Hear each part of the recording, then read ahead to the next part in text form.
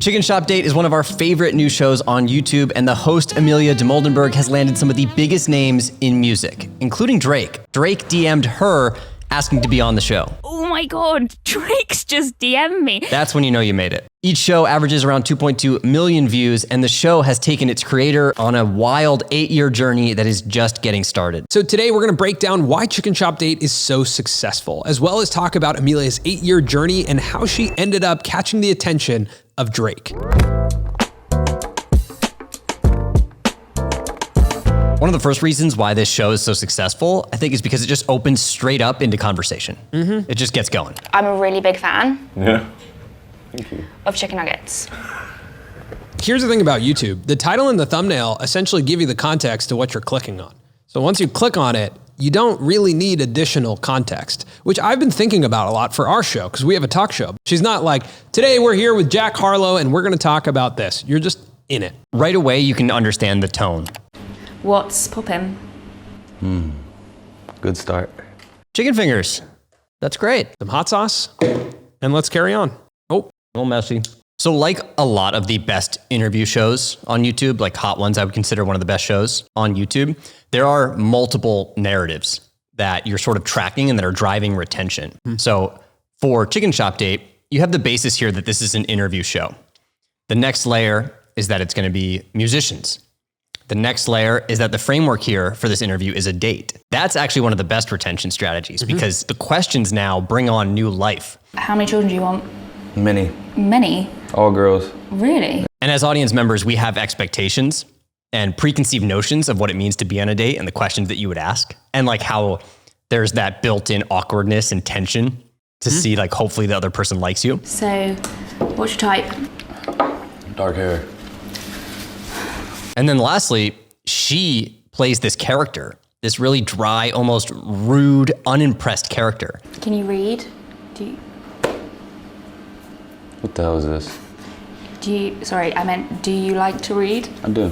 So she has these huge names, but she brings them totally down to earth, puts them in a chicken shop, which is just an everyday place to eat in London, and is sort of the unexpected element to the interview, the same way that the chicken wings, the spicy wings and hot ones sort of throw off the guests. Yeah. Like she intentionally is throwing the guests off, and it's exciting to see how they're going to react from question to question. What's your best chat up line? Oh. Hi. Is that it? Undefeated. Hi. You know what else is undefeated? Hi, I'm Jack. You're shaking. Am I? Yeah. Don't start this shit again. what do you say to people who ask you about the way you dress?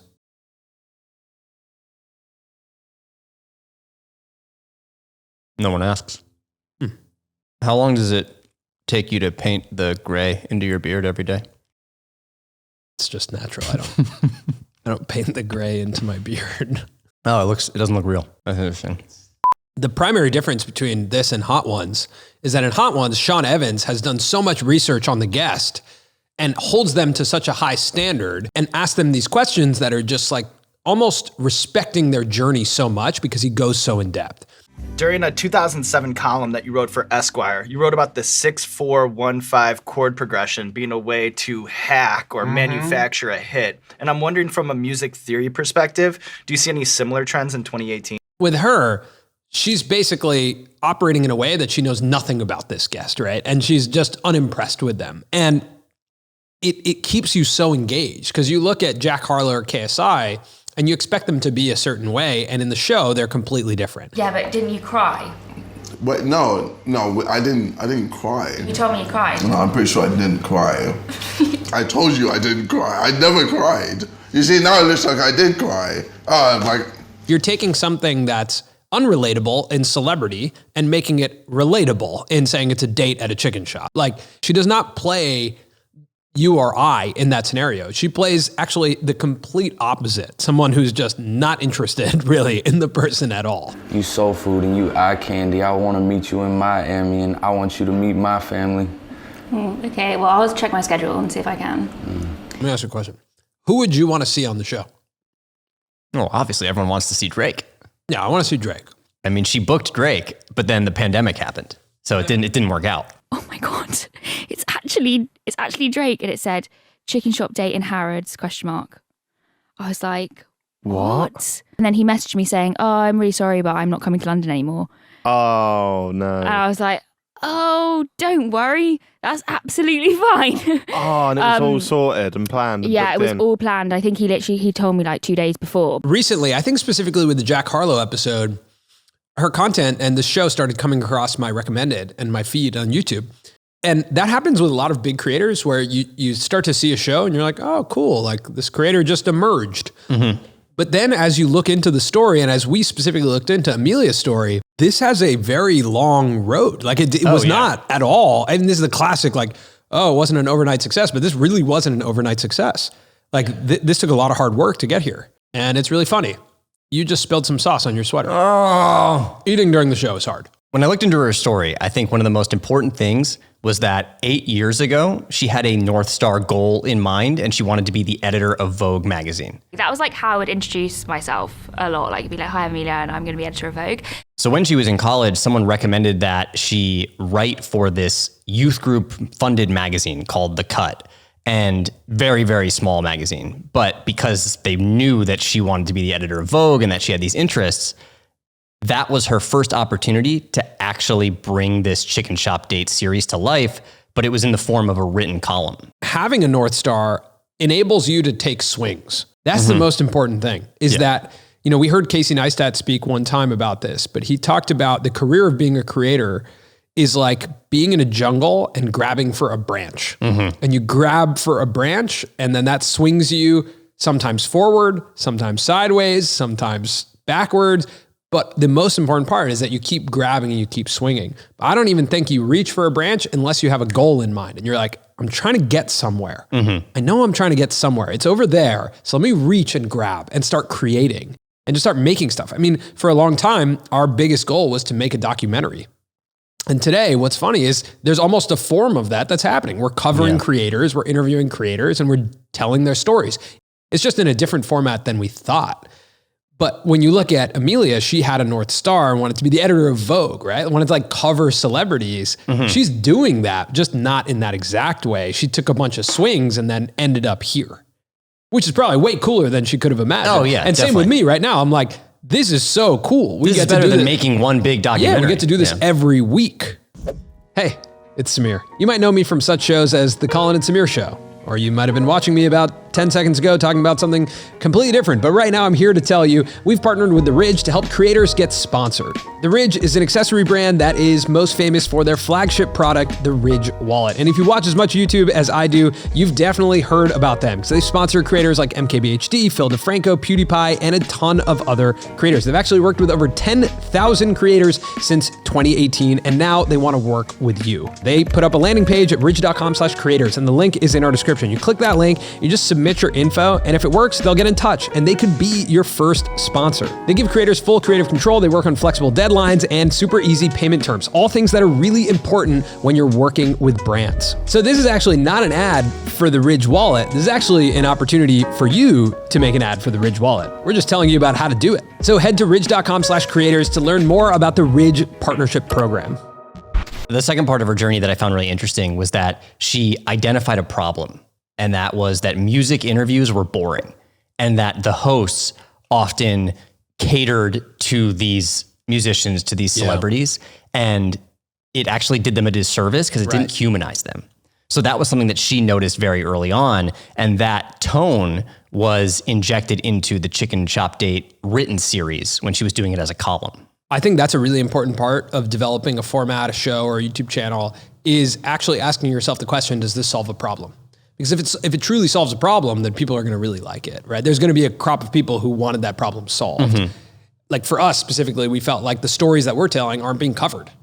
Being a creator is one of the most desirable careers, and there's not a lot of coverage on the different roadmaps, not a lot of coverage on her 8-year journey and the lessons that you can apply to yourself. So we wanted to solve that problem through interviewing creators and developing a show where we can reflect on what's happening in the creator economy. So when she's writing for The Cut, she comes up with this idea that a date would be a funny framework for an interview. And one of the members of the magazine suggested that this, fictional location for this interview should be at a chicken shop. And she did 10 interviews in written form over 3 years. So what she was doing there was developing a MVP, which is a minimum viable product. That's a really important term. That happens a lot in tech, right? Where someone just wants to get an app out and they're like, what's the MVP of this, right? Or it happens in startups. This is a startup. Like, you're trying to get a show off the ground. What's interesting is it's a format. And what she did with the format was just make what she could at that time, which is written content. You start thinking about creating a new YouTube channel. At the end of the day, you're telling a story and you're developing a format. If you don't have the cameras, if you don't have the equipment, if you don't want to be editing video, but you think you could write something, then start writing. And that will hone the format, your craft, build an audience, and then you can convert that. But a lot of times people get stuck and stop because they're like, I want to be over there, but they can't get over there yet. You have to start over here, right? You have to start from what you have at your disposal, whether it's the phone in your pocket or, you know, a pen and a pad. I think just start crafting your format. And then finally in 2014, she brought the series to video. And even that looks a lot more raw and less polished than the episodes are today. To give everyone a frame of reference, we recorded this podcast as an audio podcast for 4 years until we turned cameras on it. And if you see the first time we put cameras on it, it also looks a lot more raw. And we weren't doing it on our main YouTube channel. We were just testing. And then we decided to convert it over. And so like the MVP was audio for us. The MVP was, hey, let's just record every week and start to figure out this format. And that took us a long time to bring it to video. I'd done a lot of the column already, and I was in character then. I developed my character through the written column. And I always felt like I was performing even when there weren't any cameras there. So I wasn't as nervous as I could have been. Now, the fact that she was doing music interviews differently, that she wasn't the everyday interview, the fact that she was this sort of between two ferns, but for music, actually helped her book guests. Yeah. In one of the articles I read, it said that music managers often would say to her, like, this is different. We've never seen anything like this before. Yeah. So we want to be on the show. And that's what we call a wedge, where a creator focuses on a small section of the niche to hone their format in order to capture eventually the attention of the entire niche. I think that Jeff's Barbershop is another great example of like a show that's in the same genre, and seeing, you know, a UFC fighter go on that show last season in Francis Ngannou, like, you get it. Like, can he go on fight podcasts? Yeah. And he probably does go on tons of fight podcasts. But when someone says, do you want to go on this haircut show where like crazy shit's going to be happening? Yeah. It's going to put you out of your comfort zone. It's going to show you in a completely different light. What are the layers that you put on top of the format that make it different? That's a little more exciting. That's more different. That's like, oh, Francis is going to be shown to a new audience in a totally new way. That's exciting. And these shows like Jeff's Barbershop or like Chicken Shop Date, they're unique to the audience, but they're not unique across all of entertainment. She says that like she pulled a lot of inspiration from Between Two Ferns. Have you ever thought about, for show business, changing your name from Jon Hamm to like something like John Sausage? It's just that Between Two Ferns was pretty much for actors, and this Chicken Shop Date is for musicians. Barefoot on the grass. I think it's out of tune, that. Listening to our favorite song. Sorry. I have faith in what I think you should don't give up the day job, honestly. People like that song. No, I love that song. I just don't think you're playing it very well. I mean, imagine if she was like, I'm going to create a music interview show, period. Is she interviewing Jack Harlow at this point or getting DMs from Drake? There's a million music interview shows. There's too many music interview shows. So how do you stand out? You really have to develop like a wedge. And I think that like visual is so important to say like, okay, in a crowded room, how do I get in there? In the beginning, it was super niche. It wasn't for like Drake. It was all about a specific music scene in London. Grime scene. What is grime? I'm just learning about grime. You don't know grime, man? I don't know grime. That's your problem. Not Someone mine. out there who knows grime, tell me, like comment a grime artist. Grime me up. Who's a grime artist? Yeah, you don't know grime. Don't ask me. You about act like grime, you know grime. Man. He doesn't know grime. Don't ask me about grime. Don't grime me, man. Grime yourself. Well, I don't know what that means. I don't know what that means. Yeah. I don't know what that means. Dizzy Rascal. Dizzy Rascal? Dizzy Rascal, I have man. no idea what you're saying. You don't think I know might as well not grime? even Is speak Dizzy English. Rascal grime? Can someone confirm or deny? Are you speaking English or British English? Dizzy Rascal. What? He's just a rascal. You know what I'm talking about? What are you doing with your hand? What was that? It's a grime dance. What was that? What was that? What is this? What are these new moves? Are these grime dance moves? What is that? We gotta cut this. We gotta cut. The important takeaway about grime. Yeah. Whether you know grime or not. I know grime. I don't know grime. It's that it was an underserved community. There weren't tons of people interviewing these artists. Right. And that's how she was able to get her foot in the door. So she's able to start with a very niche community and get the reps in over time and build social proof that it's like with every guest, it opens the doors to another guest that she can book. And she builds this trust. And that's really what a brand is, right? It's like consistency over time builds trust. And that's what she's done over 8 years now with over 60 interviews, to the point where Drake does want to be on the show. I think it goes back actually to the point of the MVP of like, who can you interview? Yeah. Who can you interview, right? And it's like, where do you start? You interview someone you know that you have a contact to. And we started by interviewing our friends. Yeah. And making videos about our friends. Like there's a video on our channel about Mike. Yeah. Who's just your childhood friend. Yeah. We wanted to make a documentary. We made a documentary about one of my high school friends. And that's like, that's where you start, is what you know. And you say this when we talk to creators a lot, but like, if you don't know who to make content for people in your neighborhood, like in your town. Think about covering the local coffee shop, or making something about New York City if you're from New York. I mean, that's a big place, but making something about like your local town, because then you have an audience and you can start to build trust. And being a creator is all about reps. I mean, it's so many stories that are like, oh, he just became very successful, or she just became very successful, but they were doing it for 10 years before that. Yeah. And you and I have been uploading to YouTube for 10 years. Mr. Beast was uploading to YouTube for 10 years. Amelia has been making this for 8 years. Like this is what you need. You need to start. You need reps. So I think starting with what you have access to is the most important. Mm-hmm. And having that foresight that over time, you could very well be in a position like Amelia's in. Yeah. But it could take 8 to 10 years. Mm-hmm.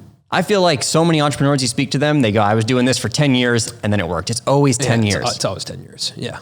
Which is overwhelming, but just start. And now what's amazing is that she's built this character and she's able to take it to different formats. Yeah. So on the same channel, she has a cooking show where she's the same type of character. It's just instead of at a chicken shop, they're in the act of cooking. That's that added retention layer to it. Can you come up with it, please? Sorry. And she's also on another channel interviewing soccer players or footballers. Defining that voice, that brand, that tone, that craft, like it just takes so much time. But now we're seeing she can be like extracted from her own show and placed in many different places and having that same effect. She's just been building trust for the last 8 years. So on this concept of her like not reinventing the wheel, like basically engineering a format in this like Frankenstein way of saying, ooh, I like Zach Galifianakis between Two Ferns. Ooh, I like comedians in cars getting coffee. Oh, I like Hot Ones. Like you pull these things together and you make this thing that's yours. And what's really interesting is I think as a creative, you have a lot of fear around like stealing or copying someone's format, right? And there's a great book called Steal Like an Artist that I think everyone should read who wants to create anything, because the reality is that's just what it is. We're all inspired by something and we pick it apart and we take it and we make it our own. Like we made food videos early on that essentially followed the exact same trajectory as Worth It, a BuzzFeed show. And that format was really good. And we just picked that format and kind of engineered our own version of it in LA and tried to make a food show. And I think if we kept on that path, we would have found something that was unique to us. This show does remind me so much of Between Two Ferns. There's a scene with Jack Harlow where she just looks at him and she's like, do you read? Can you read? What the hell is this? And it's just such a funny scene, like his reaction to it. And it reminds me so much of a scene with Jon Hamm and Zach Galifianakis. That just says, do you like websites? Do you like websites?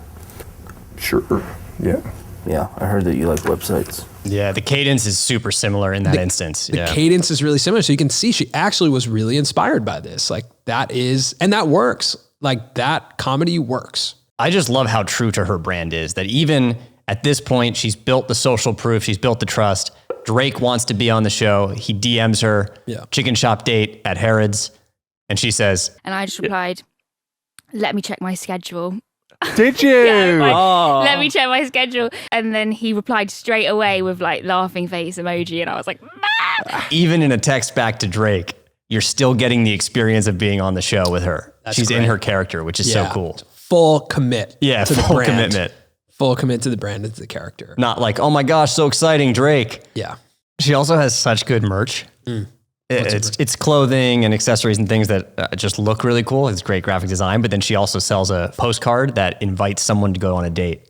Like you can invite, that's you so send them good. this postcard, you give it to them. That's so and good. it's asking them if they want to go on a date at a chicken shop. You know, the one thing that we didn't cover that I really like about the show is how short it is. It's just the best stuff. It's not everything. It's so important because that keeps retention really high. And you have Jack Harlow sitting and you have him for an hour.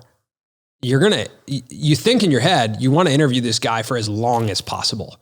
And you want to put out as much as possible. But they're just cutting the best moments from the show. Yeah. And that's a really important thing. That's like, we're only going to put in what was funny. Whereas you feel as a filmmaker, as a creator, you're like, I want to show it all. But there's so much power in brevity, and there's so much power in leaving so much out. So I think like lessons for us that I would like to explore moving forward is how can we start in the middle of a conversation, because the reality is a YouTube title and thumbnail is the beginning of an episode. And then how can we explore extracting moments and having it just be, here's the best, The greatest hits of this conversation. Maybe that's not what our show is, but it's a really interesting thing to look at is how short she keeps everything. It leaves you wanting more. So Amelia, we'd love to be on the show. I don't think we would be on the show. Oh, We're not musicians. not yet. That's true. Also speak for yourself. We would love to have her on our show. I would love to have Amelia on our show. The wig. Where did you get? We had a question I asked for audience questions. I want to know where you got the wig from. Same place you got your toupee.